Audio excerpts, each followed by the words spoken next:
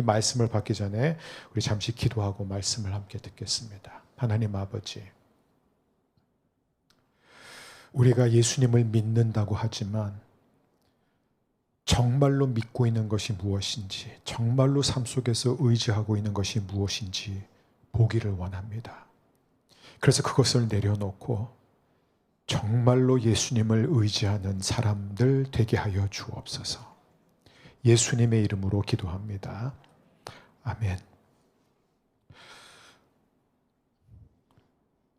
비록 우리가 같은 본문을 몇 주째 보고 있지만 오늘 본문은 유진 피터슨이 쓴 메시지 성경에서 온 것입니다. 제가 강대상에서는 메시지 성경을 사용한 적이 없습니다. 저는 개인적으로 이제 유진 피터슨의 메시지 성경을 많이 읽는데, 근데 이 갈라디아서 3장 1절에서 10절 본문은 제가 그동안 전해왔던 이 메시지를 너무나 잘 담아내고 있더라고요. 그래서 여러분과 함께 오늘 이 본문으로 함께 읽었습니다. 여러분, 우리가 이 땅에서 겪는 많은 문제들이 있습니다. 외적인 문제와 내면의 문제, 수많은 문제들을 가만히 보면 다 신학적인 문제라는 거예요. 우리는 신학을 어떤 교리 정도로 생각하고 추상적인 것으로 생각할 수 있지만, 여러분, 신학, 즉 하나님에 대한 우리의 지식은, 말씀에 대한 우리의 이해는 우리의 삶을 좌우합니다. 그래서 우리가 바른 신학을 갖고 있느냐, 하나님의 말씀에 대한 바른 이해를 갖고 있느냐에 따라서 우리의 삶의 질이 완전히 바뀐다는 것이에요. 교회를 다니면서도 우리는 지옥과 같은 삶을 살 수 있습니다. 하지만 우리가 신앙생활하면서 지옥 같은 세상임에도 불구하고 천국과 같은 삶을 살 수가 있다는 것이에요. 그것을 결정하는 것이 바로 하나님에 대한 신학이라는 것입니다. 그만큼 올바른 신학은 중요합니다. 그래서 사도 바울이 지금 갈라디아 교회 성도들이 잘못된 신학을 갖고 있는 것에 대해서 그것을 지금 고치고자 합니다. 처음부터 잘못된 신학을 가진 것은 아니었습니다. 하지만 그들이 거짓 가르침에 넘어가면서 잘못된 신학에 사로잡히게 됩니다. 오늘 제가 여러분과 다루고자 하는 문제, 아니 좀 더 정확히 말하자면 사도 바울이 오늘 이 본문에서 다루고 있는 문제는 우리가 신학적으로도 접근할 수 있고 좀 더 실제적으로, 실용적으로도 접근할 수 있는데, 이것을 신학적으로 설명을 하자면 우리가 이해해야 되는 게 뭐냐면은 거저받은 의, 이거를 우리는 신학적으로 전가된 의, transferred righteousness라고 합니다. 전가된 의가 있습니다. 또 하나의 의가 있는데 그것은 우리가 성화의 의라고 말합니다. 즉 우리가 살아가면서 우리의 삶 속에서 드러나게 되는 의가 있습니다. 이게 바로 신학적인 거예요. 그런데 이 부분은 이제 우리에게 어떤 숙제를 주냐면, 우리는 어떻게 전가된 의에서 실제로 삶에서 살아내는 의, 드러나는 의의 자리로 나아갈 수 있을까? 이걸 이제 실용적으로 설명을 하자면 이렇습니다. 저와 여러분은 아마 거의 대부분은 그리스도인이 되었습니다. 그리스도인이 된 사람의 특징이 뭐예요? 나는 하나님 앞에 모든 죄가 용서받았습니다. 하나님은 저를 있는 모습 그대로 사랑하십니다. 하지만 내 자신을 보면 저는 여전히 죄를 짓고 있습니다. 저는 여전히 화를 내고, 여전히 참지 못하고, 여전히 용서하지 못하고, 여전히 두려워하고, 여전히 자제력이 부족한 문제투성인 인간입니다. 그럼에도 불구하고 제가 하나님을 믿기 때문에, 하나님께서 저에게 이 전가된 의를 주셨기 때문에 저는 하나님의 자녀입니다. 우리는 하나님의 사랑받는 자이고 이미 죄가 용서받은 자라는 사실을 알지만, 언제나 우리의 고민은 뭐냐면은 거기에 머물게 된다는 거예요. 그 이상 나가지 못한다는 것이죠. 내가 예수님을 믿고 하나님이 주신 의를 선물로 받았다면 나는 날마다 더 겸손해지고, 더 사랑이 많아지고, 기쁨이 충만해지고, 더 쉽게 용서해지고, 더 너그러워지고, 더 믿음이 좋아져야 되는데 왜 나는 그렇지 못할까? 이게 많은 신앙인들이 갖게 되는 고민입니다. 나는 어떻게 해야 변화될 수 있을까? 내가 어떻게 성장할 수 있을까? 내가 이미 하나님의 자녀가 믿음으로 된 것은 맞는데 어떻게 하면 정말로 하나님의 자녀답게 말하고 생각하고 행동하면서 살 수 있을까? 바로 이 질문에 대한 대답이 사도 바울의 갈라디아서입니다. 그리고 사도 바울이 우리에게 주는 답변은 굉장히 급진적입니다. 얼마나 급진적이냐면은 우리가 그것을 들어도 잘 이해가 되지 않을 가능성이 큽니다. 그리고 이해가 된다고 해도 정말로 그것을 우리의 마음으로 받아들이기는 또 너무나 어려운 일이에요. 어떻게 알 수 있느냐? 갈라디아 교회 성도들을 보면 알 수 있습니다. 우리랑 똑같은 사람들이에요. 바울이 여기서 본질적으로 다루고자 하는 것은 무엇이냐면 어차피 오늘 이 말씀은 한 번의 설교로 이 질문에 대한 모든 답을 우리가 찾아갈 수는 없어요. 근데 너무 감사한 게 아직도 갈라디아서가 많이 남았습니다. 6장까지 남았어요. 그래서 이 답변은 3장 1절에서 10절에서 끝나는 것이 아니라 갈라디아서 전체를 거쳐서 사도 바울에게 답변을 하고 있기 때문에 우리가 매주마다 이 복음의 말씀을 들으면 들을수록 이 급진적인 답변, 이 복음의 급진성이 여러분과 저에게 깨달아지고 우리의 마음판에 새겨지기를 주님의 이름으로 축복합니다. 결론부터 말씀드리자면 사도 바울이 여기서 말하고자 하는 것은 저와 여러분이 그리스도인이 되는 방법과 그리스도인으로서 성장하고 변화되는 방법이 똑같다라는 거예요. 즉 우리가 그리스도 안으로 들어오는 방식이 있었습니다. 그러면은 이제 그리스도인이 된 다음에 그 그리스도인으로 앞으로 나가고 전진하고 성장해 가는 방식도 동일하다는 차이가 전혀 없다는 것을 말하고 있습니다. 즉 우리가 믿음 안으로 들어오는 방식과 그 믿음 안에서 계속해서 앞으로 나가는 방식은 차이가 전혀 없이 동일하다는 것입니다. 그것을 갈라디아 교회 성도들에게 설명하기 위해서 가장 먼저 하는 것이 무엇이죠? 갈라디아 교회 성도들로 하여금 여러분이 어떻게 믿음 안으로 들어왔는지를 기억하십시오.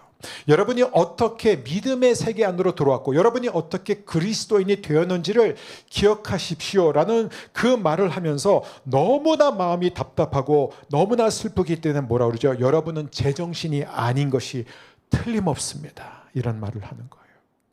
1, 2절 십자가에 달리신 그분의 모습이 여러분의 눈에 선할 텐데 어찌 그럴 수 있습니까?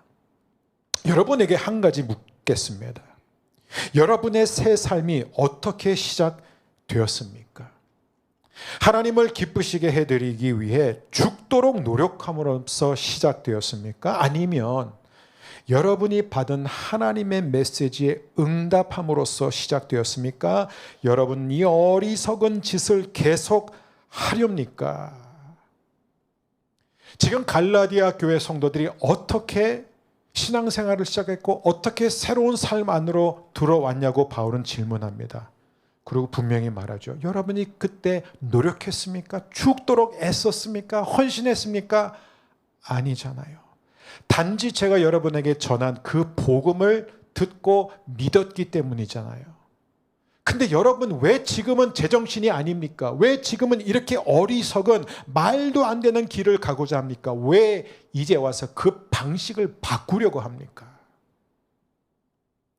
갈라디아 교회 성도들도 저와 여러분이 겪는 고민과 갈등과 똑같은 어려움을 겪고 있었어요. 사도 바울이 몇 년 전에 그들에게 전한 그 복음을 듣고 주님이 나를 위해서 죽으셨구나. 나는 죄인이고 나는 아무것도 하지 못했음에도 불구하고 내가 단지 나를 위해서 십자가에 못 박히신 예수 그리스도를 신뢰하기만 하면은 하나님이 그 믿음을 보시고 나에게 전가된 의를 주시고 그래서 내가 믿음으로 하나님의 자녀가 되었고 내가 어떤 죄를 지어도 하나님이 나를 용서해 주시고 그리고 나는 결국 하나님의 자녀로서 천국에 들어가는 것이 확실한데, 그런데 왜 나는 여전히 죄를 짓고 있는가? 왜 나는 여전히 겸손하지 못하는가? 왜 나는 여전히 나쁜 생각을 하고, 왜 나는 여전히 누군가를 미워하고 용서하지 못하고 자제력이 없고 게을르고 하나님의 말씀을 배워가고 있는데, 왜 나는 내가 알고 내가 믿는 그 말씀대로 살지 못할까? 그 갈라디아 교회 성도들 똑같은 고민을 하고 있었을 그때에 예루살렘 교회에서 올라온 유대 율법주의자들이 그들에게 뭐라고 그러죠? 여러분이 성숙한 크리스천이 되고 싶습니까? 여러분이 완전한 하나님의 자녀가 되고 싶습니까? 그 다음 단계로 쭉쭉 성장해 나가고 싶습니까? 그러면 할례부터 받으십시오 라고 하면서 그들이 행해야 할, 지켜야 할 율법들을 나열하기 시작합니다. 그러니까 이게요, 정말 그럴듯한 거예요. 아, 그렇구나. 뭔가 지금 우리가 놓치고 있었는데, 우리가 이런 어려운 일들을 안 했기 때문에, 그래서 내가 믿기는 믿었는데 용서는 받았는데 여전히 내 삶이 변화되지 않고 여전히 내가 누군가를 용서하지 못하는 이 연약함이 이것 때문에, 그래서 그들이 율법으로 넘어가기 시작합니다. 할례를 받기 시작합니다. 그리고 다른 율법들도 지키려고 노력하던 때였었어요. 그래서 바울이 말합니다. 여러분은 제 정신이 아닌 게 틀림없습니다. 누가 여러분을 홀렸습니까? 여러분 왜 이렇게 이런 어리석은 선택을 합니까? 여러분이 어떻게 신앙생활을 시작했는지 잊지 마십시오. 믿음으로 시작했습니다. 그렇다면 여러분이 그리스도 안으로 믿음으로 들어왔다면 그리스도 안에서 앞으로 계속 나갈 수 있는 방법은 하나입니다. 계속 그리스도를 믿어야 됩니다. 이 얘기예요. 그것밖에 없습니다. 그러면서 사도 바울이 아브라함의 예를 들어요. 아브라함을 보라. 믿음의 조상 아브라함을 보라. 아브라함은 어떻게 하나님 앞에 의로운 사람이 되었는가? 아브라함이 열심히 노력했고 다른 사람들보다 좀 더 도덕적으로 잘 살았기 때문에 그래서 의롭게 되었는가? 아니다. 하나님을 믿었기 때문이 아니냐, 그 얘기를 지금 하는 거예요. 하나님을 믿었잖아요. 하나님의 존재를 믿었다고 말하지 않습니다. 이건 하늘과 땅 차이예요. 나는 신이 계신 것을 믿습니다. 나는 하나님이 계신 것을 믿습니다는, 그거는 구원에 이르는 믿음이 아니에요. 아브라함이 믿은 하나님은 어떤 하나님이냐면 하나님이 아브라함에게 주신 메시지를 믿었다는 거예요. 그 메시지가 뭐예요? 복음입니다. 그 복음이 뭔지 아세요? 아브라함아, 내가 너를 통해서, 구체적으로 내가 네 후손을 통해서 땅의 모든 사람들이 복을 받게 할 것이다. 여러분, 이게 무슨 얘기예요? 구약에서부터 하나님의 구원 방식은요, 사람이 노력해가지고 헌신해가지고 도덕적인 어떤 수준에 이르러서 구원을 받는 게 아니라, 의롭게 되는 것이 아니라 단지 믿음으로 의롭게 된 후에 하나님의 일방적인 개입과 하나님의 속죄를 통해서만 인간이 구원을 받을 수 있다는 것을 보여주는 거예요. 아브라함아, 내가 너를 통해서, 내 후손을 통해서, 즉 누구예요? 예수 그리스도를 통해서 땅에 있는 모든 사람들이 구원에 이르게 할 것이다. 아브라함은 그 복음을 믿었습니다. 그리고 그 복음을 믿는 순간 그의 삶은 새로워졌다고 성경은 말해주고 있어요. 그런데 여러분, 아브라함을 잘 보십시오. 우리가 아브라함의 삶을 알지만 아브라함이 그 후로부터 정말 의로운 삶을 살았습니까? 아니에요. 아닙니다. 실제로 아브라함의 삶을 보게 되면은, 아브라함은 제가 굳이 아브라함의 과거를 들춰내기는 너무 아브라함한테 죄송해서, 여러분이 창세기 읽으면 아브라함이 똑같은 실수, 저같이 연약한 인간도 감히 할 수 없는 실수를 아브라함은 2번, 실수라고 하기에는 2번 하면은 실수라고 할 수 없죠. 그렇죠? 자기 하나 살기 위해서 아내를 누이라고 속입니다. 자기 살리기 위해서. 그 외에도 아브라함은 연약한 사람이었어요. 하나님의 약속을 믿었지만 끝까지 또 믿지 못하고 중간에 또 자기 방식대로 해결하려고 했습니다. 여러분 그걸 얘기하고자 하는 게 아니에요. 중요한 건 뭐냐면, 하나님이 창세기 15장 6절에 보면 그가 믿음에 그 믿음을 보시고 그를 의롭게 여기셨다로 되어 있어요. 바울도 지금 똑같은 여기셨다라는 이 헬라어 단어는 아브라함이 실제로 의롭게 됐다는 얘기를 하는 게 아니라, 똑같은 죄인이었고 똑같은 아브라함이었지만 하나님이 그를 그렇게 여겨주셨다. 이 단어가 바로 회개의 용어입니다. 무슨 뜻이냐면 몸으로 간주되다라는 거예요. 몸으로 간주되다. 여러분, 우리가 예수님을 믿으면 뭐가 생기죠? 하나님이 우리에게 주시는 전과된 의가 우리에게 주어집니다. 여러분, 예수님이 우리가 사람이 그리스도인이 된다는 게 어떤 의미일까요? 그리스도인이 된다는 것은 한마디로 이거예요. 나는 아무것도 하지 않았습니다. 내가 내 구원을 위해서 1도 보탬이 된 게 없었어요. 다만 나 같은 죄인을 위해서 하나님이 아들을 보내셔서 내 모든 죄를 담당하셨어요. 근데 그 예수님은 율법의 모든 요구를 완성하셨습니다. 율법 다 지키셨어요. 그런데 율법의 저주를 나를 대신해서 짊어지고 십자가에 못 박혀 죽으셨어요. 죄가 되셨습니다. 희생 제물이 되셨어요. 그래서 누구든지 예수 그리스도를 믿으면 예수님의 부활과 함께 우리도 영원한 생명을 얻고 하나님의 자녀가 된다는 것을, 이걸 믿는 거예요. 우리가 언제나 우리는 지적인 믿음에서 출발합니다. 지적인 믿음 없이는 믿음이 생길 수가 없어요. 왜냐하면 우리가 먼저 듣는 것을 이해하고 그것에 동의해야지 믿을 수 있잖아요. 근데 많은 사람들은 지적인 믿음에서 끝난다는 거예요. 근데 성경은 이 지적인 믿음이 마음의 믿음으로 가는 것에 대해서 강조를 많이 하면서 이제 감각적인 언어들을 사용하게 됩니다. 제가 바라는 것은 우리 허복교회 모든 성도님들 가운데 여전히 이것이 지적으로도 동의되지 않는 분들이 전 많았으면 좋겠어요. 전 교회는 그런 곳이 돼야 돼요. 자꾸 와서 질문을 던지고 의심하고 갈등을 하고 그러다가 어느 순간 이제 머리로 깨달아지면 그 머리로 깨달아진 것이 어느 날 마음에 와닿기 시작합니다. 이게 굉장히 중요한 거예요. 그 순간 우리가 이 전가된 의를 경험하게 되고 우리는 그리스도인으로 거듭나게 됩니다. 성경에도 보면은 그런 경험들이 굉장히 많습니다. 예를 들어서요, 대표적으로 우리가 욥이라는 사람을 한번 욥은 어떤 사람이었냐면은 동방의 의인이에요. 그러니까 그 시대에 가장 의로운 사람이었어요. 율법으로 따지자면은, 율법이 있었는지도 모르겠지만 그 시대 어쨌든 간에 도덕적으로 따지자면 가장 도덕적인 사람이었어요. 하나님을 열심히 믿었어요. 제사 열심히 드렸습니다. 자기만 제사를 열심히 드린 게 아니라 심지어 자기의 10 자녀들도 다 제사 드리도록 예배하는 삶을 살도록 그렇게 가르쳤던 사람이에요. 근데 그 욥이 고난을 겪은 뒤에, 모든 것을 잃게 된 뒤에 마지막 42장에 가면은 뭐라고 고백하냐면 42장 5절에서 이렇게 말하고 있습니다. 내가 주께 대하여 귀로 듣기만 하였사오나 이제는 눈으로 배움나이다. 그전에는 하나님을 안 믿은 게 아니에요. 믿었어요. 그렇지만 자기 노력으로 믿었습니다. 자기 의로 믿었어요. 그래서 하나님이 이 모든 축복을 다 빼앗아 가자 원망하고 분노하기 시작합니다. 자기가 태어난 날을 저주하면서 시작하고, 욥기서 전체가 다 뭐예요? 하나님 왜 숨어 계세요? 왜 침묵하세요? 나랑 한번 좀 만나서 얘기 좀 해봅시다. 왜 나한테, 내가 뭐를 잘못했다고 왜 이런 일을 나한테 허락하십니까? 그러다가 결국 그가 뭐라 그러죠? 내가 귀로만 듣던 그 하나님이 이제 내가 눈으로 봅니다. 진짜 눈으로 봤다는 얘기일까요? 아니에요. 왜냐하면 구약시대에서 사람이 눈으로 하나님을 보면 반드시 죽습니다. 감당을 못해요.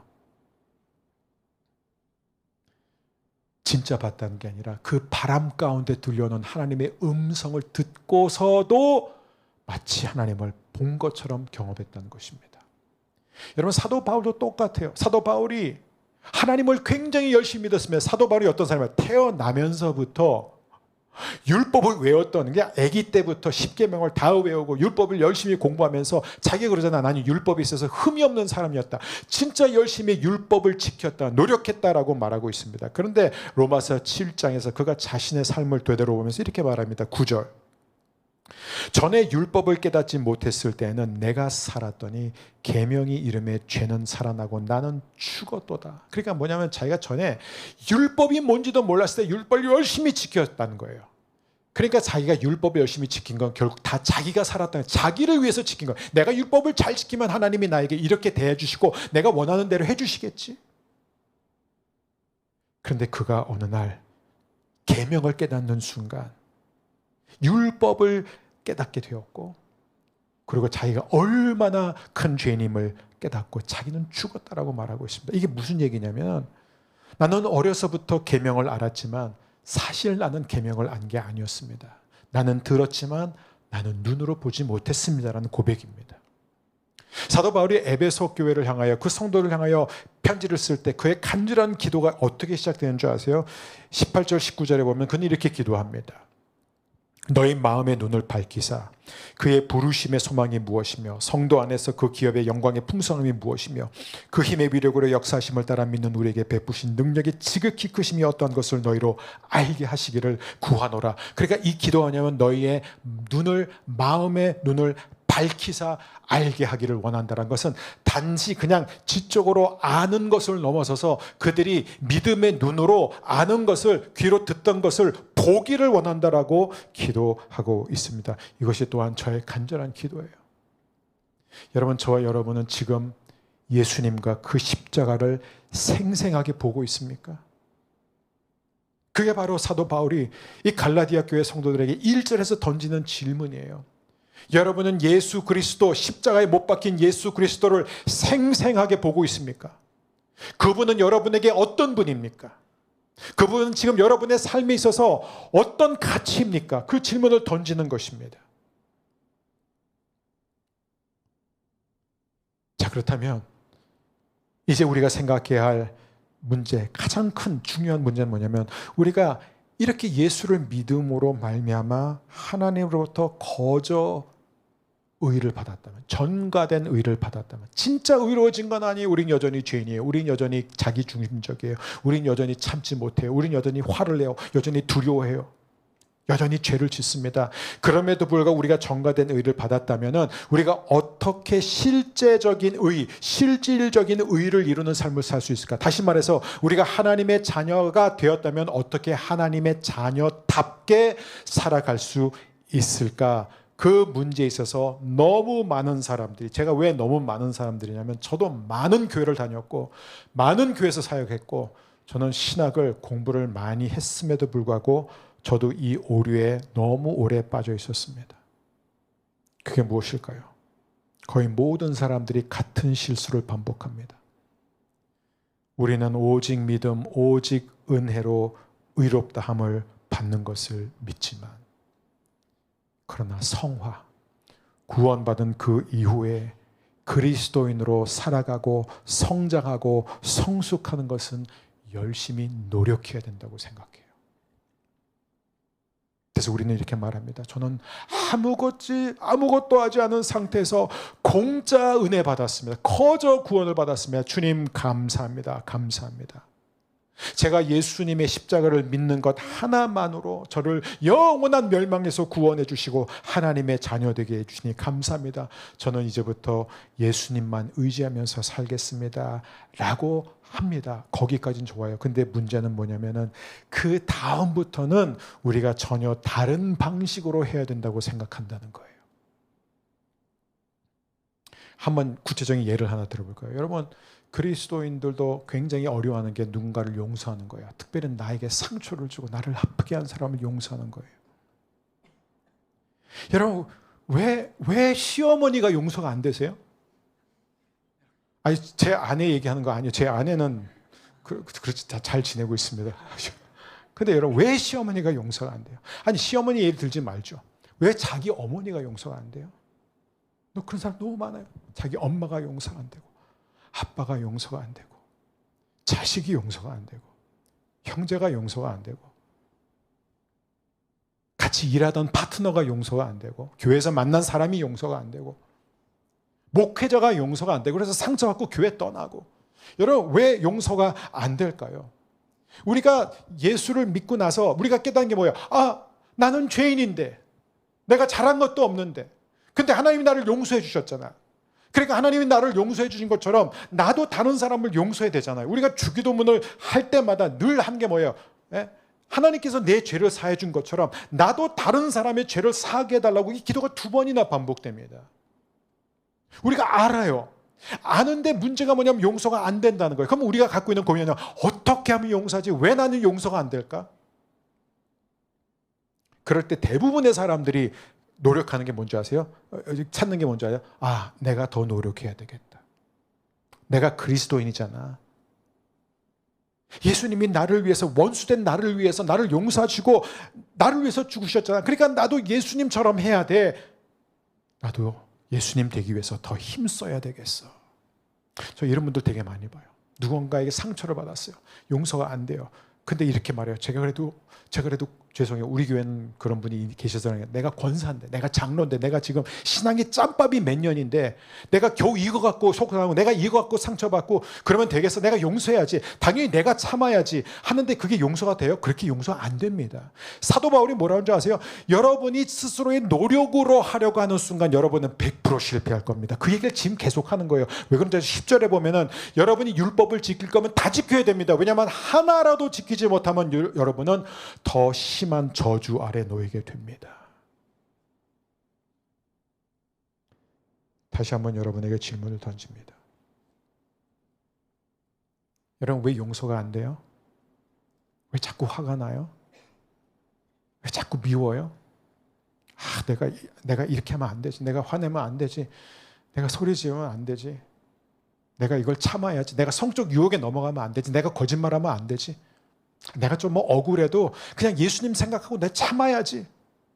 왜 나는 겸손해지지 않을까? 왜 나는 이렇게 교만할까? 나는 왜 이렇게 자아가 강할까? 여러분, 이런 생각 들 때 사도 바울이 던지는 진리는 뭔지 아세요? 나는 여러분에게 한 가지만 묻고 싶습니다. 여러분이 구원받은 것, 여러분이 성령을 받은 것이 여러분이 열심히 노력해서입니까? 아니면 듣고 믿었기 때문입니까? 여러분이 듣고 믿음으로써 구원을 받았고 성령을 받았다면, 그래서 그동안도 하나님이 계속해서 여러분에게 성령을 부어주셔서 여러 가지 학습의 과정과 많은 고난을 겪으면서도 여러분이 노력해서 할 수 없는 수많은 일들을 해낸 것처럼 여러분 이제 똑같은 방식으로 살아가야 됩니다. 그것만이 여러분이 변화될 수 있는 방법입니다. 그 얘기를 하는 거예요.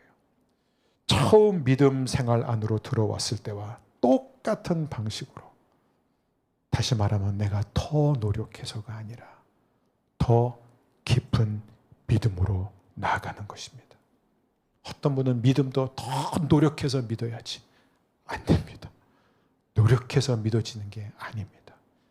어떻게 믿어집니까? 방법은 딱 하나예요. 사도 바울이 지금 얘기한 거 그거예요. 계속해서 예수님의 십자가가 우리의 마음에 생생하게 그려지는 그 믿음 속에 거해야 됩니다. 그것 외에는 아무런 방법이 없어요. 내가 참아야지, 내가 더 믿어야지. 그것은 다 율법으로 돌아가는 거예요. 아마 많은 사람들은 나는 예수님을 믿습니다, 나는 예수님을 의지합니다 라고 말을 하지만 실제로 보면 우리는 예수님을 의지하지 않을 때가 너무 많아요. 여러분, 과연 저를 비롯해서 여러분들은 우리는 과연 율법을 의지하면서 살고 있습니까? 아니면 예수님을 의지하고 살고 있습니까? 여러분, 오해하지 마십시오. 10절을 보면은 율법책에 기록된 모든 조항 가운데 하나라도 행하지 않는 자는 심한 저주를 받게 된다. 개역 개정에는 무릇 율법 행위에 속한 자들은 저주 아래 있나니, 지금 사도 바울은 율법을 지키지 않아도 된다고 얘기한 적이 없어요. 사도 바울은요, 그리스도인들은요 율법을 더 지켜야 된다고 가르칩니다. 여러분, 오해하지 마세요. 우린 지켜야 돼요.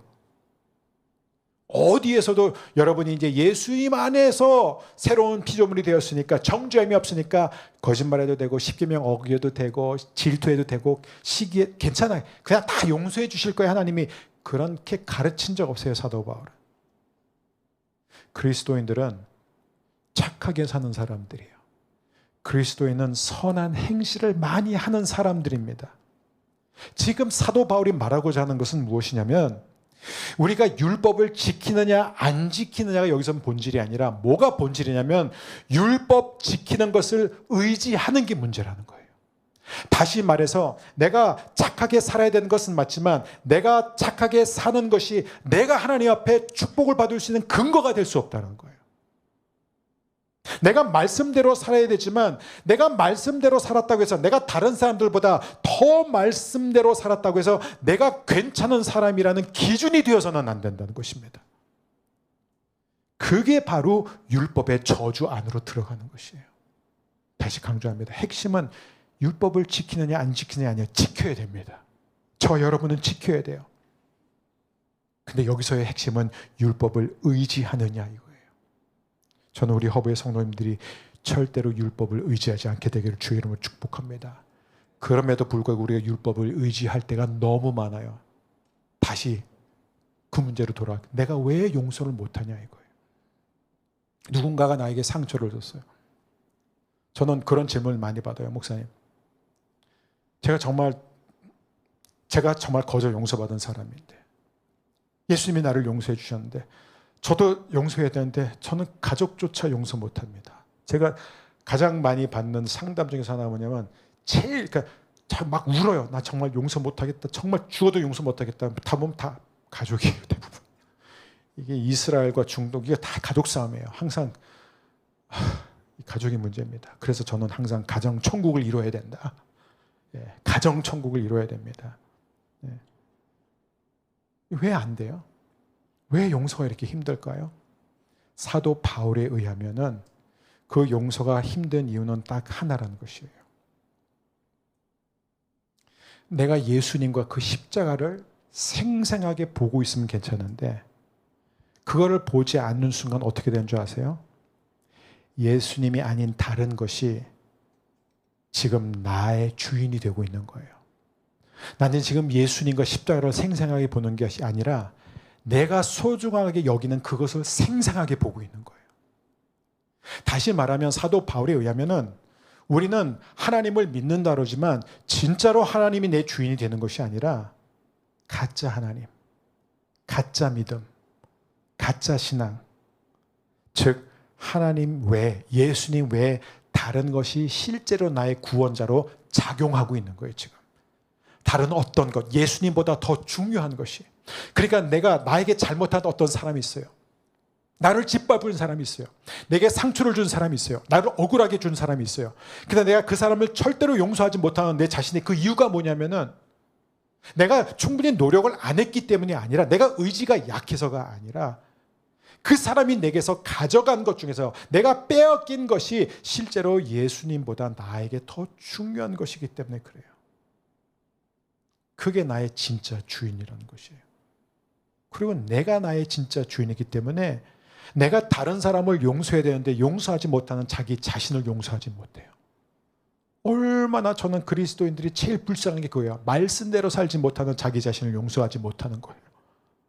그래서 그리스도인들이 너무 정죄감이, 너무 죄책감이 많아요. 나는 말씀을 아는데, 나는 예수님을 믿는데, 내가 머리로 다는데 왜 나는 말씀대로 살지 못하고, 왜 나는 말씀으로 변화되지 못할까, 왜 나는 맨날 이 모양 이 꼴일까, 왜 나는 날마다 더 후퇴할까. 사도 바울에 있는 이유는 하나예요. 네가 노력을 안 해서가 아니야. 네가 더 헌신하면 되는 게 아니야. 내가 더 열심히 교회 다니고 막 무조건 교회 프로그램 열심히 받고 제자 훈련 받고 그래서 내가 어떻게 하는지 말씀을 더 많이 배워서 정말 빡세게 살면서 정말 하나님 위해서 살면 되겠지. 사도 바울에 의하면 그렇게 노력해가지고는 여러분은 절대 성공할 수 없습니다. 여러분 너무나 많은 그리스도인들이 행동주의자가 돼요. 왜 그런 줄 아세요? 자꾸 행동에 초점을 맞춰요. 행동. 내가 미워하면 안 되는데, 내가 이거 참아야 되는데. 저도 그런 거 생각할 때, 내가 목사인데 이 정도 갖고 넘어가야지. 내가 그래도 목사인데 내가 이 정도 너그러움은 보여야지. 내가 아무것도 아닌 척 해야지. 너무 이런 생각할 때가 많아요. 우린 자꾸 행동에 초점을 맞춰요. 근데 여러분, 행동에 초점을 맞춘 사람의 특징이 뭔지 아세요? 그 뿌리를 보지 못해요. 진짜 문제가 뭔지를 모른다는 거예요. 즉 내 안에 있는 가짜 우상, 그 가짜 신이 무엇인지 모르기 때문에 우리는 계속해서 그렇게 속으면서 산다는 것이에요. 오늘 말씀을 마무리하고자 합니다. 여러분 이 부분을 가장 잘 드러내는 인물이 저는 스데반이라고 생각합니다. 스데반이 누구냐면 초대교회 7 집사 중에서 한 사람이었습니다. 성령 충만했던 사람이에요. 성경이 그에 대해서 뭐라고 해요? 성령 충만했다. 저는 우리 허브의 모든 성도님들이 성령 충만하게 되기를 바랍니다. 너무 중요해요. 그런데 그가 돌에 맞아 죽습니다. 사도행전 7장이면 최초의 순교자가 됩니다. 근데 그는 불의의 재판도 제대로 못 받았어요. 너무 억울하게 거짓 고소를 당하고 지금 성난 군중에 와가지고 돌을 던지고 있습니다. 여러분, 저는 너무 감사하게 돌에 맞아본 적이 없지만 돌에 맞으면 얼마나 고통스러워요. 뼈가 부러집니다. 그렇게 막 돌에 맞고 있는데 성경이 스데반에서 뭐라 그러는 줄 아세요? 스데반이 그 와중에 하늘을 우러러 봅니다. 하늘이 열리고 인자가 하나님 우편에 서 계셨더라. 스데반이 뭘 봤는 줄 아세요? 하늘 보좌에 예수님이 서 계신 것을 봤어요. 이게 왜 재밌냐면 신약 성경에서 예수님이 보통 등장할 때, 그러니까 승천하신 예수님이 등장할 때는 보좌 우편에 앉아 계시는 걸로 등장해요. 근데 서 계셨다는 거예요. 서 계셨다는 것은 뭐냐면 지금 예수님이 하늘나라의 법정에서 의로운 재판관이 되어서 지금 스데반에게 일어나고 있는 이 땅의 법정, 그 고소, 그 거짓, 그 불의의 재판 가운데 예수님이 스데반을 변호하고 계시다는 거예요. 스데반은 그걸 봤습니다. 근데 그걸 보면서 성경이 뭐라고 하냐면 스데반의 얼굴은 천사와 같이 빛이 났다. 천사와 같이 밝았다. 그러면서 스데반이 죽어가면서 드린 마지막 기도가 뭔지 아세요? 주여 이 죄를 그들에게 돌리지 마옵소서. 이 죄를 그들에게. 누구 기도랑 되게 닮지 않았어요? 예수님의 기도. 예수님이 십자가상에서 드린 기도 똑같아요. 와, 그러면 우리는 스데반의 의지 대단하다. 와, 저 한국인 아니었어? 저렇게 의지가. 아니, 어떻게 죽는 순간 그렇게 고통스러운데도 꾹 참고 하늘을 우러보고 천사와 같은 얼굴 표정을 지어가면서 예수님과 똑같은 기도까지 드렸을까? 여러분, 정말 스데반이 그랬을까요? 그래, 내가 집사인데, 내가 초대교회 최초 집사인데, 내가 이들에게 복음을 전했는데 내가 전한 복음대로 살아야지. 예수님도 죄인들을 용서했고 자기를 십자가에 못 박은 사람들을 용서했으니까 나도 지금 돌에 맞고 있지만 이 돌에 나를 향해 돌을 던지고 있는 사람들을 용서해야지. 아버지, 저들을 용서해 주십시오. 나는 끝까지 잘 천사의 얼굴 하다가 꾹 참다가 강하게 죽을 거야. 스데반이 그랬을까요? 그랬다면 스데반은 100% 실패합니다. 그게 사도 바울에게 100% 실패하고 저주 아래 놓이게 되는 거예요. 무엇이 스데반으로 하여금 천사와 같이 빛나게 하고, 무엇이 스데반으로 하여금 저들의 죄를 용서해달라고 기도하게 할 수 있을까? 이유는 하나예요. 왜냐하면 스데반은 그 고통스러운 그 극에 달하는 순간에 자신을 내려다보시면서 내 아들아, 나는 의롭다. 나는 너를 의롭다고 선언한다. 예수님의 그 선언을 들었기 때문입니다. 여러분, 이게 지금 사도 바울이 하고자 하는 얘기예요. 여러분, 우리가 계속해서 믿음 안에서 변화되고 성숙하고 매일매일 성령의 충만을 받고 우리의 힘과 노력으로 결코 이룰 수 없는 열매를 맺으려면 방법은 하나예요. 더 노력해서가 아니에요. 더 열심히가 아니에요. 새로운 결단이 아닙니다. 방법은 하나예요. 예수 그리스도를 생생하게 믿음의 눈으로 계속 보는 것입니다. 다시 한번, 저는 우리 허브의 모든 성도님들이 다 매일 하루도 말씀 없이 살 수 없는, 이건 저주가 아니에요. 축복이에요. 여러분, 말씀 없이 살 수 없는 인생이 되기를 축복합니다. 그날 큐티 안 하면 밥 먹으면 다 토하. 그것도 은혜예요. 말씀을 가까이 하지 않으면서 하루를 살면 계속 미저러블하고 막 너무 괴롭고, 이거 은혜예요. 이거 은혜입니다. 여러분, 죄송합니다. 좀 강하게 표현했는데, 그래도 제가 사도 바울처럼 여러분한테 여러분 그렇게 멍청합니까? 이렇게 할 수는 없잖아요. 그게 여러분 부탁입니다. 저도 그렇고 여러분도 그렇고, 저도 목회 활동에 바쁘다 보면, 설교 준비하다 보면 제가 예수 그리스도 십자가를 생생하게 바라보는 것을 놓치기가 쉽습니다. 여러분 모두가 다 십자가를 바라볼 때 여러분의 삶에 놀라운 변화가 일어날 줄 믿습니다. 이 시간 우리 함께 자리에서 일어나셔서 우리 내가 주인 삼은 모든 것 내려놓고 찬양 후에 기도하겠습니다.